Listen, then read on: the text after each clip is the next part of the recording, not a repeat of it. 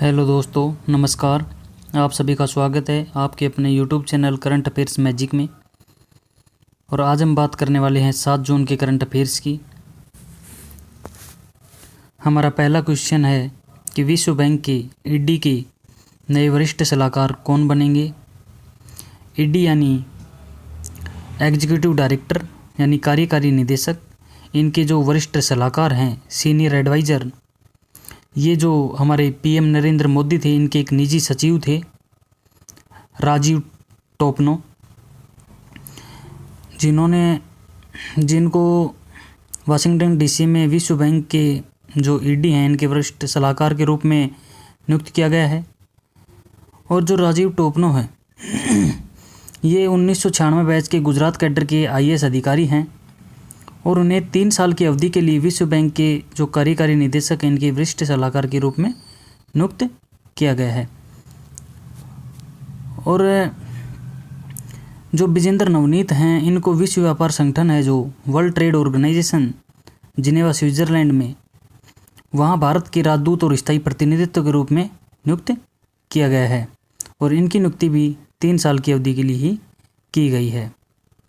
और इन्होंने भी जुलाई 2014 से सितंबर 2019 तक संयुक्त सचिव के रूप में पीएमओ में कार्य किया है।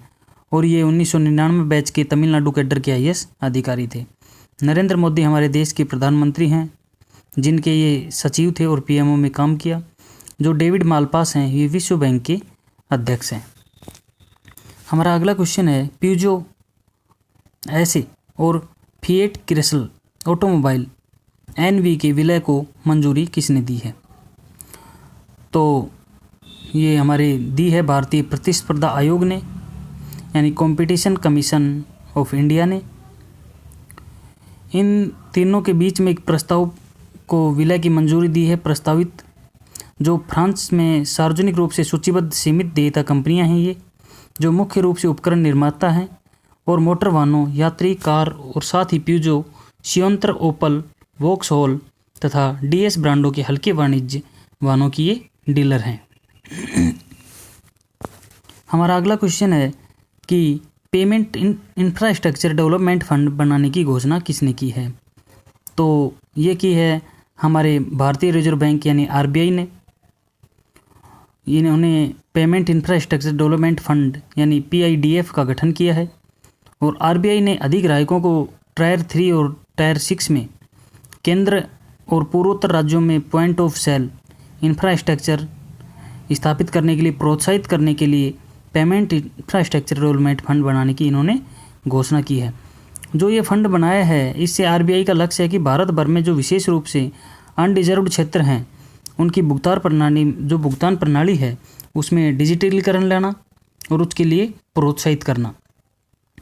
आरबीआई पीआईडीएफ एक सलाहकार परिषद के माध्यम से संचालित किया जाएगा और इसका जो प्रबंधन और प्रशासन है, ये भारतीय रिजर्व बैंक द्वारा दिया जाएगा। अब इसमें भारतीय रिजर्व बैंक द्वारा लगभग 250 करोड़ रुपए का प्रारंभिक योगदान दिया जाएगा, जो कुल राशि का आधा हिस्सा है।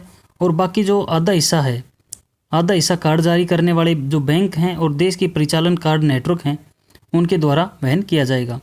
जो हमारे आरबीआई के 25वें गवर्नर है शक्तिकांत दास हैं और इसका हेडक्वार्टर मुंबई में है।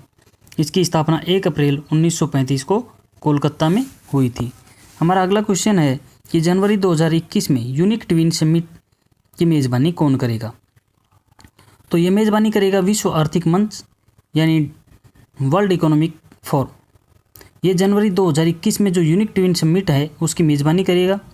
और जो ट्विन समिट है, इसमें प्रतिभागियों की हिस्सेदारी के साथ साथ वर्चुअल माध्यम से दावोस में ये आयोजित की जाएगी, जिसमें विश्व प्रमुख सरकारी व्यापारिक नेता हिस्सा लेंगे। और जो इसका विषय रखा जाएगा कि किस विषय पर बात की जाएगी, तो होगा द ग्रेट रीसेट। और दावोस शिखर सम्मेलन में वैश्विक सरकार और व्यापार जगत के जो प्रमुख नेता हैं, इनको वो एक साथ लेकर आएगा। और ग्रेट सीनेट संवाद पारंपरिक सोच है, इनकी सीमाओं से परे जाकर सोचने के लिए प्रोत्साहन करेगा। द ग्रेट रीसेट विश्व आर्थिक मंच और HRH the prince of Wales की एक संयुक्त पहल है। जो हमारे विश्व आर्थिक मंच के संस्थापक और कार्यकारी अध्यक्ष हैं, वो हैं क्लाउस श्वाब। हमारा अगला क्वेश्चन है कि गरीबी रेखा से नीचे रहने वाले लोग हैं जो उनको फ्री इंटरनेट प्रदान करने वाला हमारे देश का पहला राज्य कौन सा बना है? तो यह बना है केरल सरकार। इन्होंने केरल फाइबर ऑप्टिक नेटवर्क यानी के फोन परियोजना शुरू की है। एक महत्वाकांक्षी ब्रॉडबैंड परियोजना घोषित किया है इसको। और इस परियोजना में केरल में जो गरीबी रेखा से नीचे रहने वाले नागरिक हैं उनको मुफ्त हाई स्पीड इंटरनेट मिलेगा। और इस तरह जो केरल है ये पूरे देश में गरीबी रेखा से नीचे रहने वाले लोगों को फ्री इंटरनेट देने वाला देश का पहला राज्य बन गया है। और इसमें 1500 करोड़ रुपए की के फोन परियोजना के दिसंबर 2020 में शुरू होने की संभावना है। और केरल पिछले साल इंटरनेट के सभी नागरिकों का एक मौलिक अधिकार की घोषणा करने वाला भी पहले राज्य बना था। इन्होंने इंटरनेट को मौलिक अधिकार घोषित किया था। और जो केरल के सीएम हैं वो हैं पिनाराई विजयन। यहाँ के राज्यपाल आरिफ मोहम्मद खान हैं और राजधानी है तिरुवनंतपुरम। हमारा अगला क्वेश्चन है कि WTO में भारत के नए राजदूत किसे नियुक्त किया गया है? तो जो WTO है यह है वर्ल्ड ट्रेड ऑर्गेनाइजेशन यानी विश्व व्यापार संगठन। और इसमें नियुक्त किया है विजेंद्र नवनीत को। ये भारत का राजदूत के रूप में काम करेंगे। ये तमिलनाडु कैडर के 1999 बैच के IAS अधिकारी हैं। और उन्हें भारत के स्थायी मिशन में जिनेवा में WTO में तैनात किया जाएगा। ये हैं विजेंद्र नवनीत। और जो विजेंद्र नवनीत हैं ये हाल ही में प्रधानमंत्री कार्यालय में संयुक्त सचिव के रूप में अपना कार्यकाल इन्होंने पूरा किया है। और वे PMI में जो JS दीपक हैं उनका स्थान लेंगे। JS दीपक की जगह विजेंद्र नवनीत को नियुक्त किया गया है। उनका कार्यकाल अभी समाप्त हो गया है। और जो मंत्रिमंडल की नियुक्ति समिति है उन्हें नवनीत के विदेशी पद को मंजूरी देने के अलावा जो अनवर हुसैन सिख हैं इनको PMI में WTO जिनेवा में काउंसलर के पद पर नियुक्ति की अनुमति दी है। यह 2000 बैच के IRTS अधिकारी हैं। और जो हमारा विश्व व्यापार संगठन हेडक्वार्टर जिनेवा में है। और इसमें जो सदस्य देश हैं वो हैं 164। और इसकी स्थापना हुई थी 1 जनवरी 1995 को। हमारा अगला क्वेश्चन है कि नगर वन कार्यक्रम का शुभारंभ किसके द्वारा किया गया? तो जो नगर वन है इसका जो शुभारंभ है ये हमारी भारत सरकार के द्वारा किया गया। और भारत सरकार में भी जो हमारे केंद्रीय पर्यावरण मंत्री हैं प्रकाश जावड़ेकर इनके द्वारा और वृक्षों का आवरण बनाने के लिए इनके द्वारा ये किया गया है। और इसका उद्देश्य है कि जो शहरी क्षेत्र में वन आवरण है इसको बढ़ाने के लिए।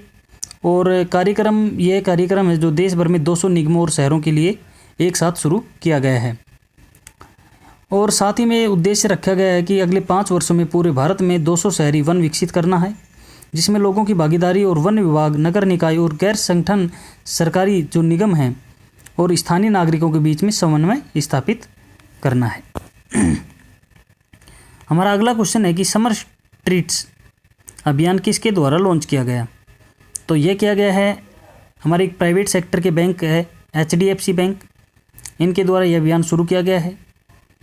इसमें लॉकडाउन में प्रतिबंधों में ढील के साथ बैंक द्वारा यह अभियान मर्चेंट्स, वेतनभोगी और स्वरोजगार ग्राहकों की ज़रूरत को पूरा करने के लिए ऑफर किया है। और समर स्ट्रीट्स अभियान के तहत बैंक बड़े उपकरणों के लिए नो कॉस्ट EMI और नो डाउन पेमेंट की पेशकश करेगा। और यह क्रेडिट कार्ड का उपयोग करके ऑनलाइन खर्च पर 50% अतिरिक्त रिवार्ड पॉइंट के साथ चुनिंदा ब्रांडों पर छूट और कैशबैक भी प्रदान करेगा। जो हमारे HDFC बैंक के प्रबंधक निदेशक हैं वो आदित्य पुरी हैं। हमारा अगला क्वेश्चन है कि लैंड एंड फाइनेंस लिमिटेड यानी DLF के अध्यक्ष के रूप में किसे चुना गया है?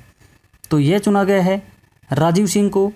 और इससे पहले जो अध्यक्ष थे वो थे कुशाल पाल सिंह। और लगभग 6 दशक से बिजनेस के बाद में कुशाल पाल सिंह हैं ये property firm Delhi land and finance limited जो DLF है इसके अध्यक्ष पद पर थे और अभी सेवानिवृत्त हो गए हैं। अब जबकि ये सेवानिवृत्त होने के बाद में इनको चेयरमैन एमिरिटन यानी मानद चेयरमैन बना दिया गया है।